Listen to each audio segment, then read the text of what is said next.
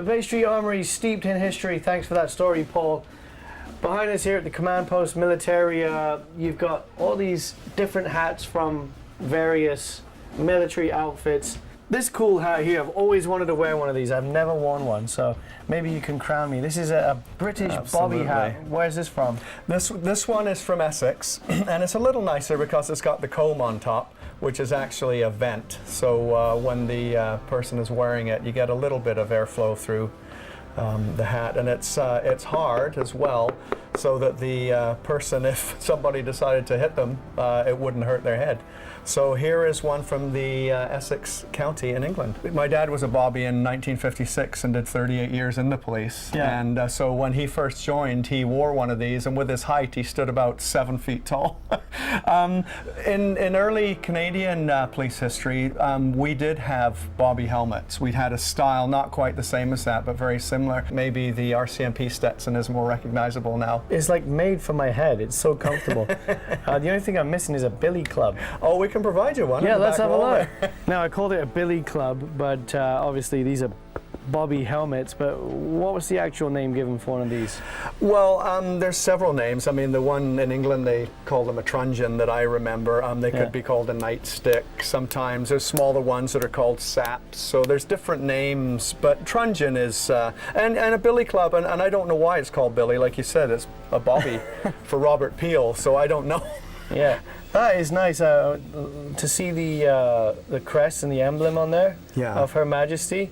So I guess this one's like, you know, as original as it gets. And other than these, you've got like a whole collection of swords and what's that back there? Knives? Bayonets, swords, bayonets, swagger sticks. Okay, tell us about this sword then.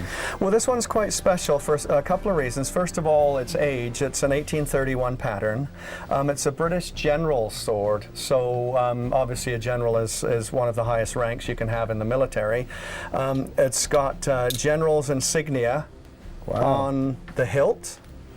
It's an ivory handle, and a lot of it's gone, but you can see the etching on the blade. Yeah. And generally they were etched on both sides. But as I say, it's a well-worn sword. It's an 1831 pattern, so it's quite an old sword. We're hanging out at Command Post Militaria. It's a novelty store with all kinds of historic artifacts right here on Government Street in Victoria. This is Mark. Now, we have a bomb here. Explain what's happening with this. Okay. So first of all, it's inert, which means it can't hurt us. Unless I drop it on my foot. And what it is a World War I bomb that would have been dropped. It's a Canadian or probably British that would have been dropped during the war. These are the ones that come out the planes real fast? Well, in the First War, they did it differently. First of all, they started dropping them over the side by hand. And obviously, this one was never used because it's in such good condition. Yeah. So after the war, after the First War, there was a lot of surplus. So probably what happened is this would have been one of the surplus pieces that was never used. Are these pretty rare to find? Very, actually. It's the first one we've ever had in 28 years. So yeah, it's a very scarce piece.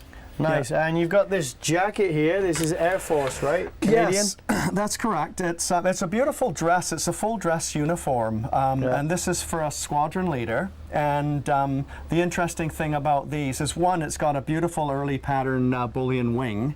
And it's also named, which is very nice. A lot of the early uniforms were named, and this fellow's name is Squadron Leader F.G. Wait, W-A-I-T. Yeah.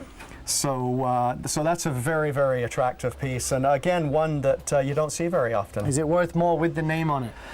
Well, to a collector, it's always nice to have a name piece. It doesn't necessarily affect the value unless it's someone extremely well known. Yeah. I mean, if that was to someone like Johnny Johnson or somebody very famous, absolutely. Yeah. But it's just a really nice additional touch to a tunic. We're going to keep looking at some of the artifacts and historic pieces here at Command Post, but we're going to take a quick break right now. But when we come back, we've got a story that's going to have you singing gospel music. Stick with us.